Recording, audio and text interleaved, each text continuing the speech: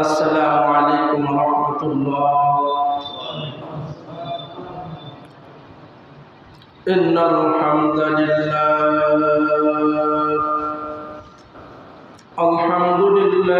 نحمده ونستعينه ونستغفره ونعوذ بالله من شرور أنفسنا ومن سيئات أعمالنا من يهده الله فلا مضل له ومن يضلله فلا هادي له ونشهد أن لا إله إلا الله وأن محمدا عبده ورسوله صلى الله عليه وعلى آله وسلم أرسله بالحق بشيرا ونذيرا وداعيا إلى الله بإذنه وسراجا منيرا. أما بعد أعوذ بالله من الشيطان الرجيم. بسم الله الرحمن الرحيم. إن الله وملائكته يصلون على النبي يا أيها الذين آمنوا صلوا عليه وسلموا تسليما.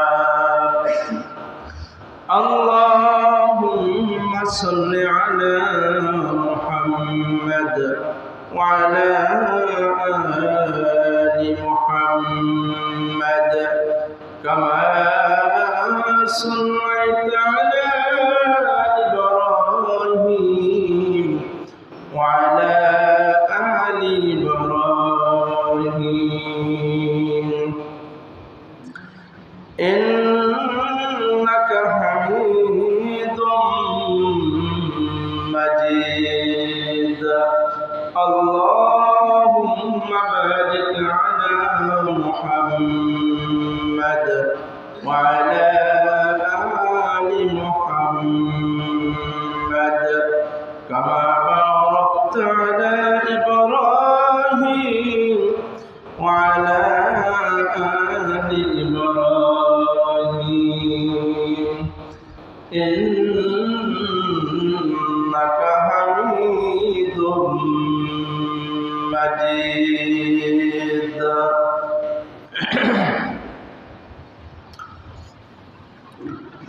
معزز محترم حضرات উলামায়ে কিরাম, মুরব্বিয়ানে কিরাম, যুবক ভাইরা আমার, পর্দার আড়ালের সম্মানিত মা ও বোনেরা, আমরা সকলে মিলে রব্বুল আলামিনের দরবারে প্রাণ খুলে শুকরিয়া আদায় করব যে রব্বুল আলামিন আমাদেরকে সুস্থ রেখেছেন, আল বাইতুল্লাহ আসার এবং বসার তৌফিক ইনায়েত করেছেন। সেই মহান মালিকের দরবারে আমরা প্রাণ খুলে শুকরিয়া আদায় করি আলহামদুলিল্লাহ।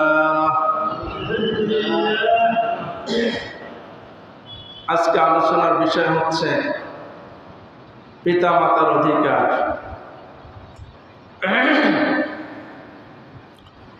এটা অনেক গুরুত্বপূর্ণ একটা বিষয়।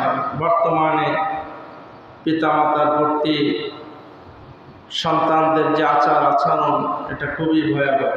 বিভিন্ন জায়গায় দেখা যায় মা বাপকে বৃদ্ধাশ্রমে রেখে আসে, এটা খুবই দুঃখজনক। তাই কোরআন হাদিস কি বলে পিতামাতা সম্পর্কে আজকে আমরা সরাসরি কোরআন থেকে শুনব। আল্লাহ পাক বোঝার আমল করার তৌফিক দান করে, সকলে বলুন আমিন।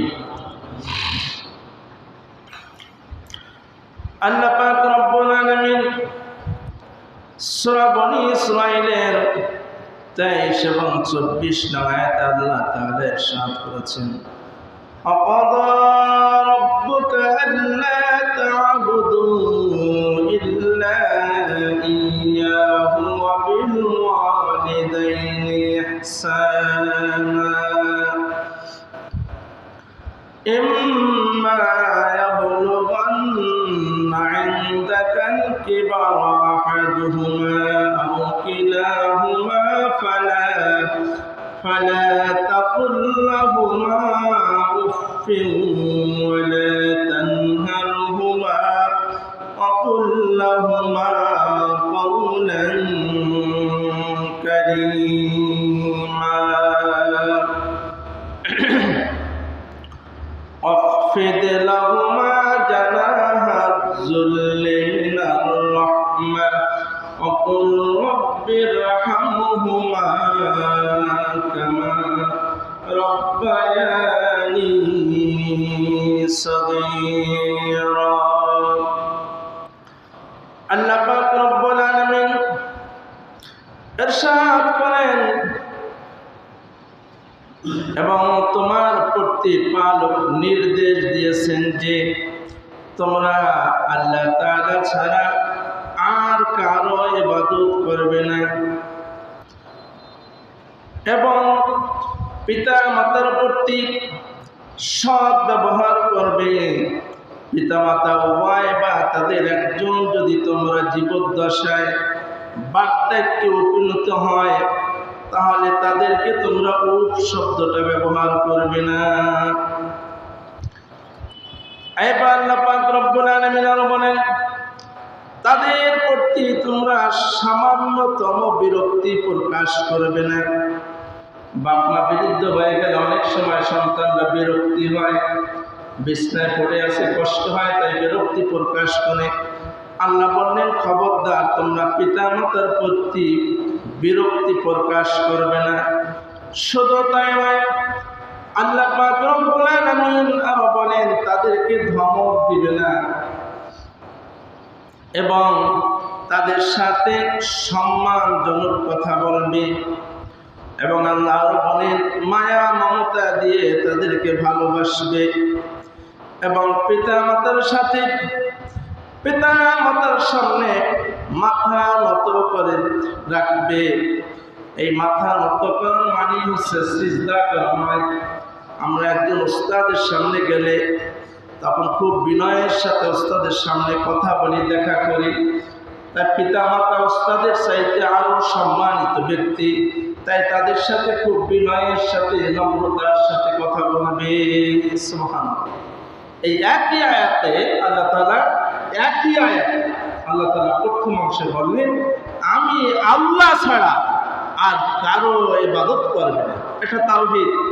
এই একই আয়াতে শেষ অংশে আল্লাহ বলছেন, খবরদার তোমরা পিতা মাতাকে যদি বিরুদ্ধ অবস্থায় পাও, তাদের সাথে সৎ ব্যবহার করবে, তাদেরকে উপ শব্দটা পর্যন্ত বিরক্তি প্রকাশ করতে পারবে না এবং তাদের সম্মানজনকভাবে তাদের সাথে কথা বলবে।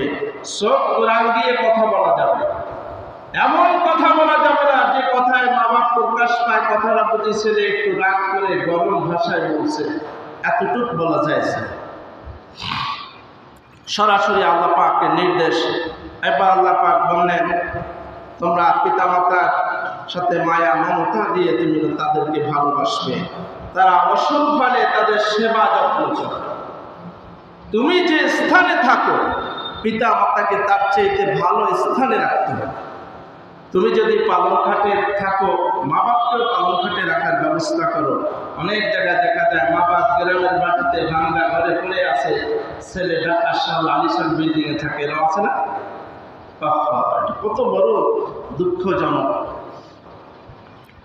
এবং আল্লাহ পাক বলেন, তোমার পিতা মাতা যদি অসুস্থ হয় তাদেরকে সেবা যত্ন করবে এবং তাদের ভালো ভালো খাবারের ব্যবস্থা করবে সাধ্য অনুযায়ী। আল্লাহ পাক রব্বুল আলামিন শেষে বললেন, রব্বিরহামহুমা কামা রব্বায়ানি সগীরা। হ্যাঁ দুনিয়ার মানুষ, তোমরা এই আয়াত দিয়ে আমি আল্লাহর কাছে দোয়া করো। রব্বুল আলামিন আল্লাহ আমাদেরকে দোয়া শিখিয়ে দিচ্ছেন যে হে আমার প্রভু, আপনি আমাদেরকে যেভাবে, আমাদের পিতা মাতা যেভাবে আমাদেরকে লালন পালন করেছে, আমাদের পিতা মাতাকে আপনি সেইভাবে লালন পালন করে। প্রতি নামাজে যে সন্তান পিতা মাতার জন্য দোয়া করে, রব্বিরহামহুমা কামা রব্বায়ানি সগীরা, এই সন্তান হচ্ছে নেককার সন্তান। কি সন্তান? নেককার সন্তানের পরিচয় হচ্ছে এই যে পিতা মাতার জন্য সবসময় দোয়া। হাজিরিন, কোরআনে কারিম থেকে আমরা দেখি যে পিতা মাতার আনুগত্য, তাদের খিদমত, তাদের জন্য দোয়ার ক্ষেত্রে সর্বোচ্চ আদর্শ রেখে গিয়েছেন নবী রাসূলগণ। নবী রাসূলরা পিতা মাতাকে যেভাবে সম্মান শ্রদ্ধা করেছে, আনুগত্য করেছে, আমরা সেভাবে পারি নাই। একটা দৃষ্টান্ত আপনাদেরকে আমি দেব। সূরা সাফফাতের 102 নং আয়াতে আল্লাহ তাআলা ইরশাদ করেছেন, ফালাম্মা বালাগা মা'হুস সা'য়া ক্বালা ইয়া বুনাইয়া ইন্নী আরা ফিল মানামি আন্নী আযবাহুকা ফানজুর মাযা তারা ক্বালা ইয়া افعل ما تؤمر ستجدني إن شاء الله من الصابرين। আল্লাহ পাক রব্বুল আলামিন বলেন, যখন হযরত ইসমাঈল তার পিতার সঙ্গে চলাফেরা করতে পারে, ছোটখাটো কাজে সহযোগিতা করতে পারে, খেলাধুলা করতে পারে, অর্থাৎ 12-13 বছর বয়স, ইব্রাহিম আলাইহিস সালাম তখন স্বপ্নে দেখলেন যে আমার কলিজার টুকরা সন্তানকে জবাই করি। তখন ইব্রাহিম আলাইহিস সালাম হযরত ইসমাঈল আলাইহিস সালামকে প্রস্তাব দিলেন, বাবা আমি তো স্বপ্নে দেখেছি তোমাকে জবাই করি, এখন তোমার মতামত কি? তখন ইসমাঈল আলাইহিস সালাম তিনি বলেছিলেন, হ্যাঁ আমার স্নেহপরায়ণ আব্বাজান, আপনাকে আল্লাহ পাক যে আদেশ করেছে তা আপনি অনতি বিলম্বে পালন করুন, আমাকে ধৈর্যশীলদের মাঝে পাবেন। সুবহানাল্লাহ। বাবা ছেলেকে জবাই প্রস্তাব দিয়েছে, ছেলে রাজি। বাবার আনুগত্য কাকে বলে? আমরা কি আনুগত্য করতে পারতাম? এমন প্রস্তাব দিলে আমরা রাজি হব কেউ? কিন্তু তিনি রাজি হয়েছেন, কারণ আল্লাহ পাকের কাছে বলেছিলেন, রব্বি হাবলি মিনাস সালিহিন ফাবাশশারনাহু বিগুলামিন হালিম। আল্লাহ আমাকে একটা ধৈর্যশীল নেককার সালেহ সন্তান দেয়, যে সন্তান আমার অবাধ্য হবে না, যা বলবো তাই শুনবে, শরীয়ত বিরোধী কোনো কাজকর্মে লিপ্ত হবে। বাপের কথা আল্লাহর হুকুম আসছে, যা বলেছে তাই মেনে নিয়েছে। তবে পিতা মাতার সকল কথা মেনে চলা যাবে না। যদি শরীয়ত বিরোধী কোনো কথা হয়, পিতা মাতার সব কথা সন্তানদের মানা ফরজ। শরীয়তের মধ্যে যদি থাকে সব অর্ডার মানা ফরজ সন্তানদের জন্য, যেহেতু সরাসরি কোরআনে আল্লাহ বয়ান করেছেন, কিন্তু শরিয়াত বিরোধী যদি কোনো কথা হয়, সেই কথা পিতা মাতার কথা মানা যাবে না। কারণ মা বাপ সম্মানিত, কিন্তু আল্লাহ রাসূলের আদর্শের উপরে না। এই জন্য আল্লাহ বলছেন শরিয়াত বিরোধী কোনো কথা যদি মা বাপ বলে সেটা মানা যাবে না। যেমন আমাদের কাছের একজন মানুষ, উনি ঢাকাতে বিয়ে করছে, ঢাকায় নিয়ে বিয়ে করেছে। তার দুইটা ছেলে হয়েছে, এক ছেলে ঢাকা ইউনিভার্সিটিতে অনার্স করে, তা ওই ছেলে কলেজে পড়ে ঠিক, কিন্তু ওই মসজিদে যাইয়ে নামাজ পড়তে পড়তে তাবলিগে বসতে বসতে তার এক সময় তাবলিগের কথা ভালো লেগেছে, তাই এখন সে ছেলে গোল জামা পরে, মাথায় টুপি, পাপড়ি, সুন্দর দাড়ি রেখেছে। তা মা বলতেছে, বাবা তুই ইউনিভার্সিটিতে পড়িস, প্যান্ট শার্ট পরবি, একটু সেফটি করবি, স্মার্টভাবে চলাফেরা করবি, কি একটা মুরব্বী ভাব ধরেছিস। এই কিন্তু মা আসলে ওইভাবে আল্লাহ রাসূলকে চিনতে পারে না। ছেলে কোরআন হাদিসের কথা শুনে হয়তো আল্লাহকে চিনতে পারছে। এখন মায়ের কথা ছেলে শুনে না, সে দাড়ি রেখেই দিয়েছে, আলহামদুলিল্লাহ, তো নামাজ জামাতে পড়ে। কিন্তু এই যে মা বলেছেন দাড়ি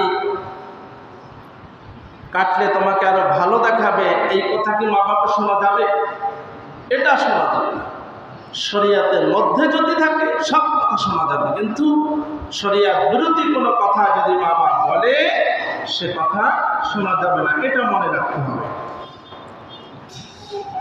অনেক সন্তান মা বাবার প্রতি স্বাভাবিকভাবে সন্তানরা দুর্বল থাকে, ভালোবাসে মা বাবাকে। তা অনেক সময় দেখা যায় ছেলে বিদেশ থাকে, তার মা বাবা সন্তানকে ভুল বুঝাইতে বুঝাইতে এক সময় বলেছে বউ ভালো না, নানা দস্তরটির কথা বলে এই সন্তানকে তার বউকে তালাক দেওয়ার জন্য, ডিভোর্স দেওয়ার জন্য উৎসাহিত করেছে। মা বাবার কথায় অনেক জায়গায় খালি খালি তদন্ত না করে, ভালো করে জাস্টিফাই না করে অনেক জায়গায় বউ তালাক দিয়েছে, এরকম অনেক ইতিহাস আছে, তাই না? অনেক সময় মা বাবা ভুল বুঝাইছে ছেলেকে, ছেলে রাগ করে তালাক দিয়ে দিয়েছে, এরকম অনেক জায়গায় ঘটনা ঘটেছে। কিন্তু একটা নির্দোষ নারীকে মা বাবার কথায় তালাক দেওয়ার কোনো এখতিয়ার নেই, এটা করা যাবে না। আপনি যদি সন্তান, স্ত্রী যদি শরিয়তে ভুল থাকে, নামাজ পড়ে না, পর্দায় থাকে না, এমন যদি বেহায়া হয়, তখন দেখা যায় সে দিন মানে না, এই শর্তে তাকে কাটছাট করা যেতে পারে। কিন্তু তার এই ধরনের কোনো ভুল নাই, অথচ স্বাভাবিক টুকটাক হাবিজাবি নিয়ে ছেলেকে ভুল বোঝাইয়া এই বউকে ডিভোর্স দেবে আর ছেলে তালাক দিয়ে দেবে, এটা চাইছে। খবরদারের ব্যাপারে আপনারা সতর্ক থাকবেন। 3 নম্বর হচ্ছে, যদি মা বলে যে বাবা তোর তো আজকে জন্মদিন, একটা বড় কেক নিয়ে কাইটে আমরা জন্মদিন পালন করি, এই জন্মদিন পালন করাও শিরিক, এটা করা যাবে না। মা বাবাকে বোলাবার চেষ্টা করবেন সুন্দর ভাষা, কিন্তু কর্কশ ভাষায় না। মা বাবাকে সুন্দর করে বোঝাবেন যে না, এটা মা করা ঠিক হবে না। মা যদি বলে বাবা নাতির জন্য একটা তাবিজ নিয়ে আসে হুজুরের কাছ থেকে, এই তাবিজ আনা যাবে, তাবিজ আনা উচিত, এটা শোনা যাবে না। এরপরে যদি বলে বাবা বলমার ছেলে সন্তান হয় না, মাজারে গিয়ে কিছু টাকা পয়সা দিয়ে আসো, দেখো সন্তান আদি ভাই কিনা, এই জাতীয় কথাও শোনা যাবে না। কোনো বাবার কাছে কিছু চাওয়া যাবে না, এটা শরিয়ত বিরোধী কাজ। এছাড়া যত ভালো কথা আছে, মা বাবার আদেশ নিষেধ সবগুলি মেনে চলতে হবে সন্তানকে। আরো কিছু গুরুত্বপূর্ণ তথ্য আছে এখানে। মা বাবা যদি সন্তানের উপর জুলুম করে, সন্তানের তখন ধৈর্য ধারণ করা ফরজ।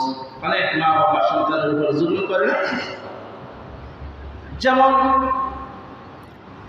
শরিয়াতের বিধিবিধান অনুসারে মেয়ে যে সম্পত্তি পাবে, সেই মেয়েকে সব সম্পত্তি দেয় না। এরকম আছে না অনেক জায়গায়, সম্পত্তি যা পাবে আংশিক কিছু দিয়েছে, বাকিটা দেয় নাই, কিন্তু বিধান মতো সে সন্তান হিসেবে যেটা পাবে পরিপূর্ণভাবে তাকে দিতে হবে, এটা আল্লাহর বিধান।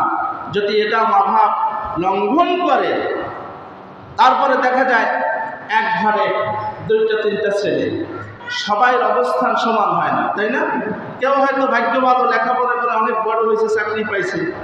এখন যে বড় হয়েছে, যে ধনী, 3 সন্তান 3 রকম, কেউ গরিব কেউ ধনী। ধনী যে সন্তান, তার ছেলে মেয়ে নাতি বউ তাদের কদর মা বাবার কাছে অনেক বেশি, আর যে একটু গরিব তাদেরকে অবহেলা করে, এরকম আছে না? তারপরে আবার এক ছেলেকে মা বাপ আবেগে সুযোগ সুবিধা বেশি দেয়, আর এক ছেলেকে কম দেয়, একজনকে একটু বেশি ভালোবাসে, একজন কম ভালোবাসে, এরকম আছে তো? এরকম অনেক জায়গায় দেখা যাচ্ছে। কিন্তু এটা যদি করে, সন্তান এখানে ধৈর্য ধারণ করবে, সন্তান পিতামাতার বিচার করতে পারবে।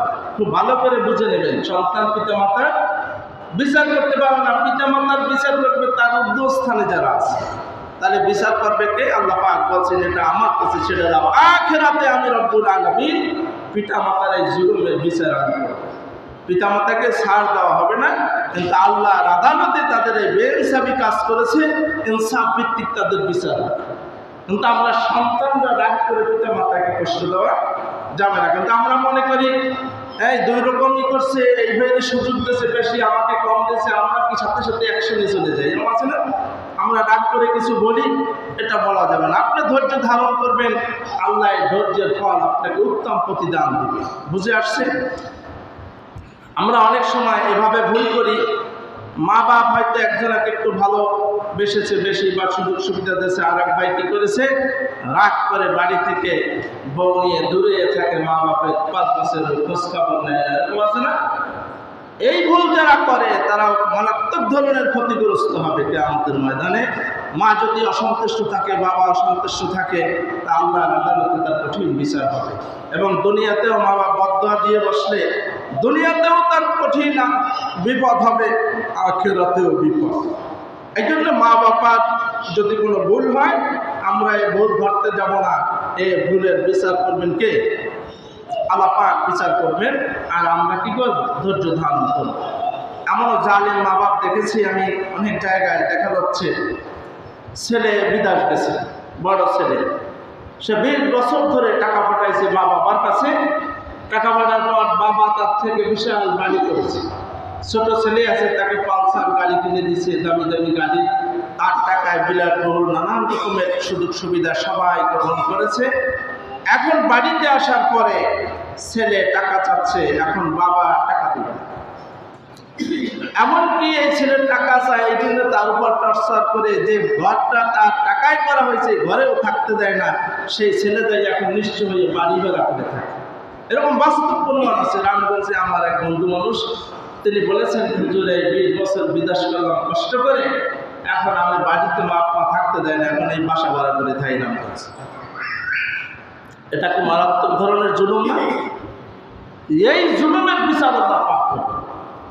আর সত্যটা হচ্ছে, যে ছেলে কষ্ট করে টাকা অর্জন করে, এই সম্পদ তার নামেই রাখতে হবে। এটা বাবার নামে যদি সব রাখে এককভাবে, তো এই সম্পদের সবাই ভাগ নেবে। অর্থাৎ আমার পরিশ্রমের টাকা দিয়ে আরেকজন ভাগ নেবে, এটাও জায়েজ নেই। এবং এই ছেলে যদি সে ভাই বোনকে নিজের স্বেচ্ছায় খরচ দেয়, লেখাপড়া বা বাপ মারে খরচ দেয়, সেটা সমস্যা নাই। কিন্তু এই খরচ খরচা ছাড়াও কিছু একটা এক্সট্রা টাকা দেয় ভবিষ্যতের জন্য, সেই টাকা দিয়ে কারো নামে জমি করা যায়, সব সম্পদ ওই ছেলের নামে করতে হবে। কিন্তু আমাদের সমাজ কি করে, ছোটদের ছেলের নামে আরো বেশি রাখে। এই ধরনের জুলুম করা যাবে না, খবরদার। আল্লাহর আদালতে ইনসাফের বিচার হবে, কাউকে ছাড় দেওয়া হবে না।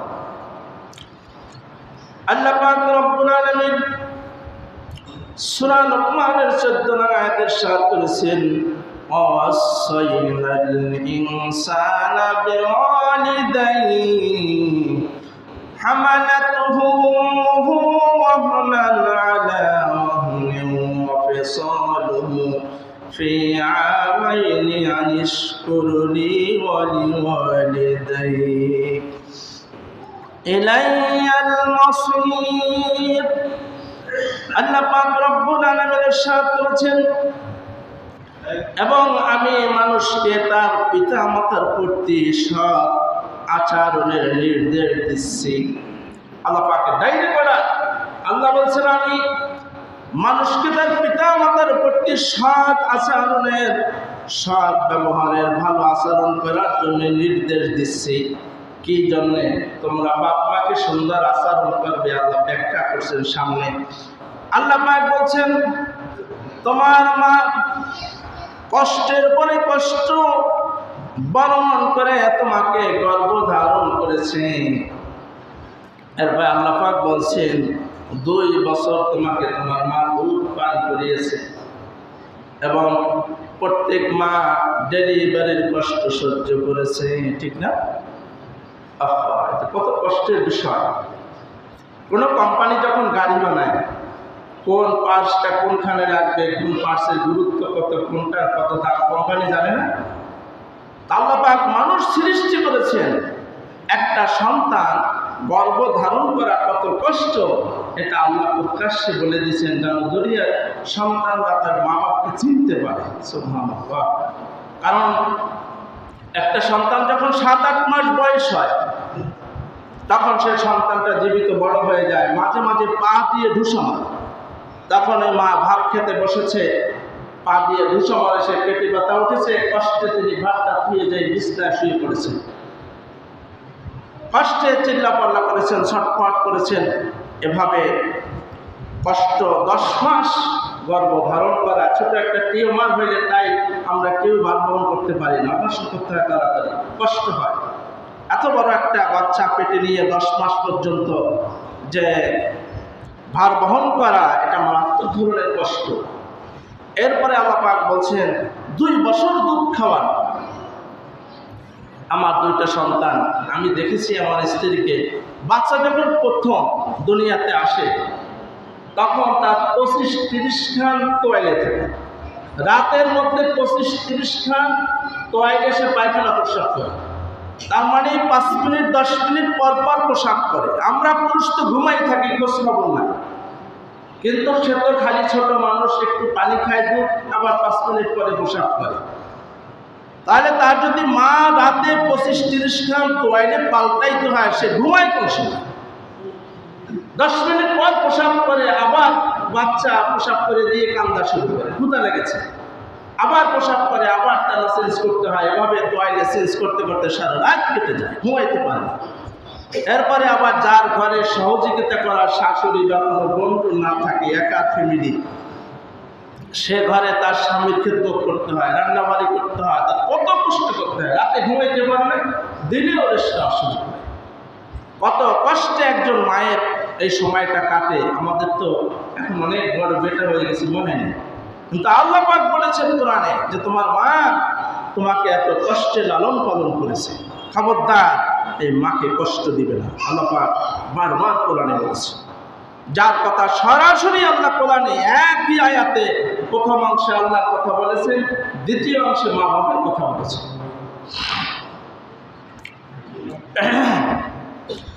বাবারও কষ্ট আছে, সব কষ্ট যে মা করে তাও না। মায়ের কষ্টটা আবার একটু ভিন্ন, এটা আমরা করতে পারবো না, কিন্তু বাবাও তো নীরবে চুপে চুপে এই ছেলেটার খাওয়া দাওয়া, স্ত্রীর ভরণ পোষণের ব্যবস্থার জন্য সারা রাত তার মাথায় টেনশন থাকে, তাই না? বড় একটা বোঝা নিয়ে। এক গবেষক বলেছেন, আধুনিক বিজ্ঞান, যে একজন পুরুষের মাথায় যে টেনশন থাকে 100 নারীকে যদি ভাগ করে দেওয়া হতো তাদের মাথা পাকু হয়ে যেত। পুরুষ ঘুমায় কিন্তু মাথার মধ্যে ঘুরতে থাকে, ছেলের পরীক্ষা, টাকা লাগবে, বই কিনতে হবে, কাল বাজার লাগবে, চাল শেষ হয়ে গেছে, গ্যাস শেষ হয়ে গেছে, টেনশন সবার মাথায় আছে। বাড়ি ভাড়া দেওয়া লাগবে, কত পেরেশানি মাথার মধ্যে। বাবা এগুলো সব আঞ্জাম দিয়ে যায়। একটা সন্তান উপযুক্ত করে লেখাপড়া করাইতে তার কত টাকা দিতে হয় বাবা, কত রকম না। একটা বাবা কষ্ট করে, জুতা সাফ করতেও তিনি দ্বিধাবোধ করেন না সংসার পরিচালনা করতে গিয়ে, তাই না? অনেকে জুতো সাফ করেন, লেট্রিন সাফ করে, সুইপার যারা, এগুলো এত নোংরা কাজ করেও নিয়ে ফ্যামিলি, ছেলে মেয়ে, স্ত্রীর হাসি ফুটাবার জন্য ঈদে দেখবেন সবাই মার্কেট করে, বাবার জুতাটা সেই পুরনো জুতাই থেকে যায়, ঠিক না? সবাই নতুন জামা, বাবা কিন্তু নতুন জামা অনেকেই বানান। যারা একটু মধ্যবিত্ত গরিব, যারা ধনী আছেন তাদের কথা ভিন্ন, কিন্তু যারা গরিব তারা দেখবেন ওই পুরনো জামাটায় ধুয়ে মাথায় ওটা দিয়ে ঈদ চলে, কিন্তু সবাই মুখে কি হাসি ফুটাবার জন্য সবাই ঈদের ব্যবস্থা করে দিয়েছে। এই জন্য কি ওই কন্যা মা বাবা উভয়ের প্রতি আপনাদের সম্মান শ্রদ্ধা থাকা লাগবে, খবরদার। আর মা বাবাকে সে যত অপরাধ করুক, খবরদার আপনারা অ্যাকশনে যাবেন না, তাহলে কঠিন বিপদ হবে। মা বাবার ভুলের বিচার করবেন কে? আল্লাহ পাক। আপনাদের ছোট একটা গল্প শোনাই। বনী ইসরাইলের মধ্যে, এটা হাদিস শরীফ আছে, বুখারীর হাদিস। বনী ইসরাইলের মধ্যে একজন লোক ছিলেন জুরাইম নামে, এক আবিদ লোক, খুব ইবাদতকারী ছিলেন। তার একটা খানকা ছিল, এই খানকায় বসে তিনি ইবাদত করতেন। এখন এই জুরাইমের মা একদিন তার দরজার সামনে এসে তাকে ডাক দিলেন। জুরাইম তখন নফল ইবাদতে দাঁড়িয়েছে, নামাজ পড়তেছে। ইন দ্য মিন টাইম তার মা এসে ডাক দিল, জুরাইম। দরজা খুলছেন, জুরাইম তো নামাজে। এরপর আবার আর এক ডাক দিচ্ছে যে, জুরাইম আমি তোমার মা আসছি, দরজা খোলো। তিনি নামাজে। আর জুরাইম তিনি আবেদ ছিলেন, কিন্তু আলেম ছিলেন না। আলেম নয় তো ভালো মাসালা জানা থাকে না। জুরাইম সে নামাজের মধ্যে চিন্তা করছে, আমি নামাজ ছেড়ে দিব না মায়ের কথায় সাড়া দেবো, কোনটা করবো আগে। তাহলে এক পর্যায়ে শেষে সিদ্ধান্ত নিয়েছে নামাজটাই শেষ করে। কিন্তু মাসালা হচ্ছে নকল নামাজের চেয়ে মায়ের ডাকে সাড়া দেওয়া এটা গুরুত্ব বেশি। তারপরে এটা ওনার এই মাসালা জানা ছিল না, উনি নামাজ শেষ করতে গিয়ে মায়ের ডাকে সাড়া দিতে পারেন না। ওনার মা আরও একবার ডাক দিলেন, 3 বার ডাক দিয়ে তারে না পাইয়ে রাগ করে উনি বলে বসলেন যে, আমার সন্তান আমার ডাকে সাড়া দিল না, একে যেন ব্যভিচারিণী নারীর সাথে দেখা না করে তার মৃত্যু না। কি অভিশাপটা দিয়ে ফেলে।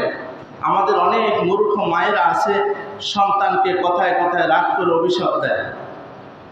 হ্যাঁ, তোরে কোনো কলে নাই, দেখে না, এরকম কথা বলে, তোর জীবনে দুঃখ আছে, এই সমস্ত কথা বলা মারাত্মক। মায়ের যত কথা যে কোনো সময় বললে ফেরেশতারা বলে আমিন আমিন। মা এমন এক বস্তু, মা বাবা তাদের মুখ থেকে যে কথাটাই বলা হয় যে কোনো সময় কবুল হয়ে যেতে পারে। তাই জন্য খবরদার, সন্তানরে কখনো অভিশাপ দিবেন না। আমার জানা মতে একটা ডাইরেক্ট অ্যাকশন হয়েছে মা বাপের কথা, এরকম অনেক দেখেছি। আমাদের এলাকায় এক লোক মা বাপের সাথে একটু ঝগড়াঝাটি করেছে। মা রাগ করে বলেছিল, তোর যেন দুহুরে ঠাড়া পড়ে, আমাদের গ্রাম্য ভাষায়। সেই লোক কিছুক্ষণ পরে কোলায় গেছে, আমাদের বিলে গেছে কাজ করতে। বৃষ্টি তেমন কিছু না, তার উপরে ঠাডা পড়ে সেই জায়গায় মারছে। সেই 1 ঘন্টার ব্যবধানে সাথে সাথে লোকটার মৃত্যু হয়েছে। এই জন্য খবরদার, মা বাবা রাগ করেও সন্তানকে কোনো অভিশাপ দিবেন না, তাহলে কিন্তু যে কোনো মুহূর্তে আপনার ওই কলিজের টুকরা সন্তানের লাইফ শেষ হয়ে যাবে। খবরদার এই কাজটা করবেন। অনেক সময় আমার মায়েরা রাগ করে অভিশাপ দেয়, নানান কথা বলে, এগুলো বলবেন না। তার জুরাইনের মা এই কথা বলে যাওয়ার পরে আল্লাহর দরবারে কবুল হয়ে গেল। এরপরে কয়েকদিন পরে এক ব্যভিচারিণী নারী সাজসজ্জা করে বের হয়েছে, এসে জুরাইনকে বলছে, জুরাইন আজকে তোমার কাছে এসেছি, তোমার মনের আশা বাসনা তুমি পূরণ করতে পারো। তা জুরাইনের কথা শুনে বলছে, না, আমি একজন পরহেজগার মানুষ, এ সমস্ত আল্লাহ নাফরমানি কাজ এটা আমি করতে পারি না। ধমক দিছে, ওখান থেকে চলে গেছে। জুরাইনকে আসলে শুনাইতে পারে না। পথিমধ্যে যাওয়ার সময় এক রাখালের সাথে দেখা, সেই রাখালের সাথে সে অবৈধ কাজ করেছে। কাজ করার পরে গর্ব হয়েছে, গর্ব হওয়ার পর বাচ্চা হয়েছে। বাচ্চা হওয়ার পর এলাকাবাসী ধরেছে, তোমার স্বামী নাই, এই বাচ্চা হলো। লোকজন ভিড় করছে। তখন ওই ব্যভিচার মহিলা মিথ্যা বলেছে, আমার এই ছেলের বাবা হচ্ছে ওই জুরাইন। তো এলাকাবাসী খুব খেপে গেল যে, দরবেশ মানুষ, আমরা তো কত শ্রদ্ধা করি, সে বিশ্বাস মানুষ, সে এই কাজটা করতে পারলে তার খান কাটান কাটে সব পিঠেই ভাঙচুর করছে এলাকাবাসী।